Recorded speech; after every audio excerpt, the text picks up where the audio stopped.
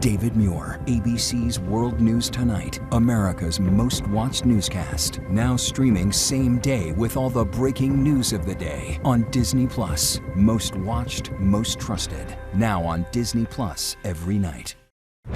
Tonight, the breaking news, the war in Iran, gas prices in the U.S. hitting an all-time high since this war began. Also tonight, the NYPD officers thrown by an explosion.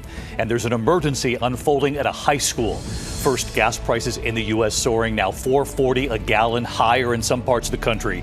Diesel prices soaring even more. Oil now at a wartime high. What President Trump is now saying about the war and about gas prices here at home tonight. Also breaking, the images coming in right now. There's been a stabbing spree at a high school, multiple people injured, several students and a security guard, authorities racing to the scene. In New York City, NYPD officers thrown as they respond to a call and then an explosion. Officers at the front door, several injured, authorities say an estranged husband intentionally blowing up the family home. Tonight, was there a suicide note? The New York Times now reporting Jeffrey Epstein may have written a suicide note before hanging himself in jail. The note reportedly under seal for the last 7 years. Tonight, the new reporting on that Secret Service officer hit with gunfire at the Washington Hilton. Did that bullet come from the suspect in the attempted assassination of the president? What Pierre Thomas has learned. King Charles and Queen Camilla, the moving moment today at Arlington National Cemetery. Tonight, there is news of a frightening close call between two passenger jets, one plane attempting to land, the other taking off. How close did those two jets come to each other? And the Delta flight taxiing to take off suddenly turned back to the gate, what a passenger refused to do. The harrowing video tonight, a driver nearly hitting a child, getting onto a school bus. Tonight, the cause of death revealed for a famous daytime star who began as a football player. And tonight, remembering the singer who famously said, "Take this job and shove it." From ABC News World Headquarters in New York, this is World News Tonight with David Muir. Good evening. We have several breaking stories. There is an emergency unfolding at a high school, a stabbing spree, multiple students and a security guard hurt. We'll have more in just a moment. Also in New York City, NYPD officers responding to a call suddenly thrown by an explosion that they believe was set off intentionally. But we begin with the war in Iran tonight, what President Trump is now saying tonight as gas prices here in the U.S. hit a new high since this war began. Now $4.40 a gallon, even higher in some parts of the country. Elizabeth Schulze leading us off.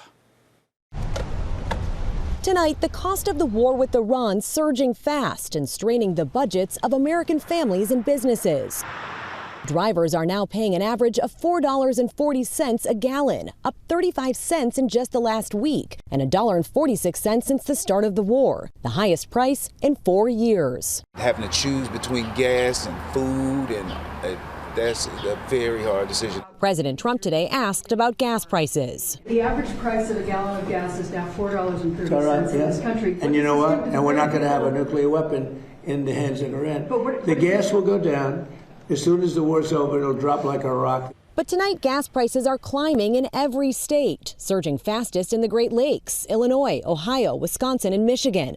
These drivers protesting outside Detroit. I have family members who are ill, and I can't go visit them across the state or up north because it's too expensive right now to drive. It couldn't come at a worse time for consumers who are gearing up for the summer travel season. The nation's highest prices in California, where gas now averages $6 a gallon, even more at some stations. It's kind of shocking at this point how much we're paying for this. Our Jacqueline Lee is in Los Angeles outside a Costco gas station. Drivers here are on the hunt for the cheapest gas, willing to wait in long lines like these to save money. The cost of diesel, which powers trucks and tractors carrying goods across the country, is up by almost $2 a gallon. Jessica Woods co-owns a grocery store in Washington, D.C. She says fuel surcharges on her food deliveries have more than doubled, forcing her to raise prices. How hard is that decision for you to say, we're going to have to pass down the costs to shoppers? Incredibly hard. But ultimately, if we're going to keep the lights on, we do have to charge as much as we pay. It's just math. Yeah, exactly. David, the president says gas prices will drop like a rock, but even if the strait reopens tomorrow, analysts say it could take a year for gas to get back to its pre-war levels. David. Affecting a lot of people. Elizabeth Schulze leading us off here. Thank you. Here in New York City tonight, the dramatic images. NYPD officers responding to a call suddenly thrown to the ground by an explosion. The officers at the front door of a home, several injured. Authorities say an estranged husband intentionally blowing up the family home. Here's Whit Johnson tonight. These NYPD officers are lucky to be alive tonight. They were responding to a domestic violence call at an apartment in Queens when it exploded.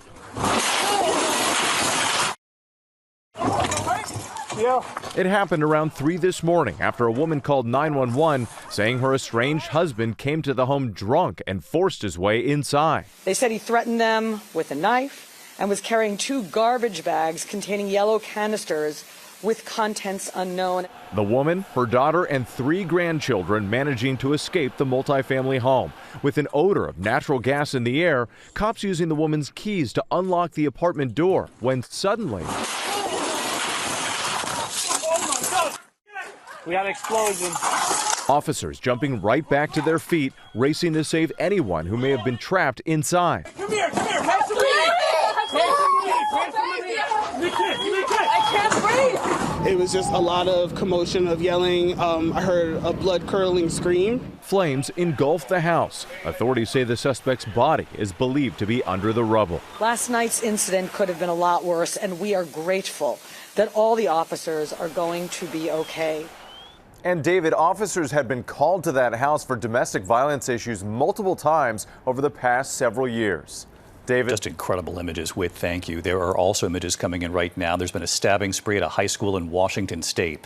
Authorities say multiple people injured, including several students and a security guard. Authorities racing to the scene. The school put on lockdown. And here's Trevor Ault tonight.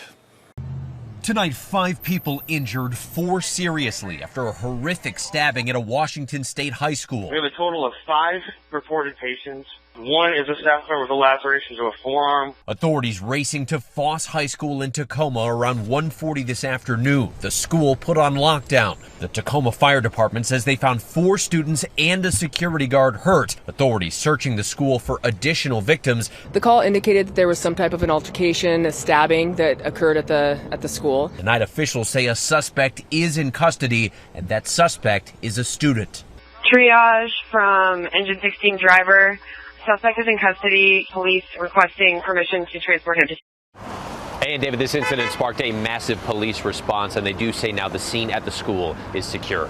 David. Trevor Ault on the breaking news tonight. Trevor, thank you. This evening, the Justice Department releasing new images from the Washington Hilton. We also have new reporting on that Secret Service officer hit with gunfire. Did that bullet come from the suspect in the attempted assassination of the president? Let's get right to Pierre Thomas with us live tonight. Pierre, what have you learned?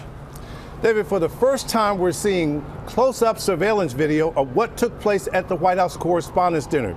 You see the assailant enter a set of double doors just feet away from the security checkpoint, wearing an overcoat, only to burst out seconds later and run past the magnetometers. Secret Service agents taking a shooting stance as he sprints by. The head of the Secret Service, Sean Kern, says the suspect, Cole Allen, shot his officer at point-blank range with a shotgun as he raced toward the ballroom.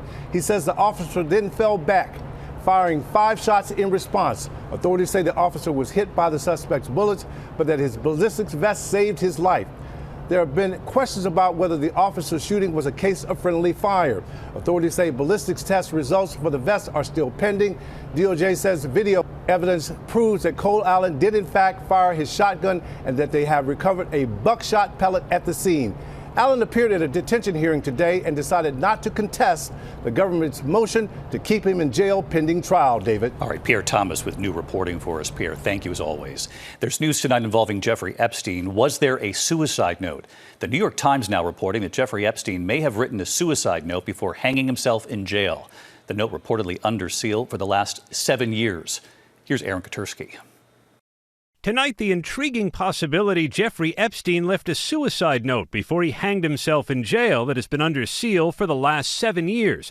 His former cellmate, Nicholas Tartaglione, told the New York Times the note was written on a yellow legal pad tucked inside a book and is now part of his criminal case hidden from public view. Tartaglione, a convicted quadruple murderer, said he discovered the note in July 2019 after Epstein's first suicide attempt, when the Bureau of Prisons said Epstein was found with a homemade noose fashioned around his neck.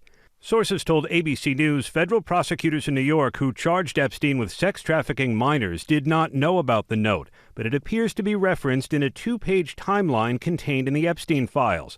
The timeline says sometime between July 23rd and July 27th, NT found the note and claims his lawyer authenticated it in January 2020. It does not say how. Today, that lawyer declined to comment to ABC News because the record is sealed. Epstein denied he was suicidal, telling a jail psychologist, "I have no interest in killing myself."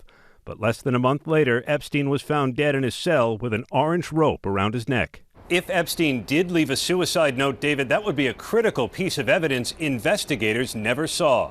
David? Aaron Katersky with us tonight as well. Thank you. To Capitol Hill tonight, heated testimony over the war in Iran. While at the White House, President Trump again said that Iran wants a deal very badly.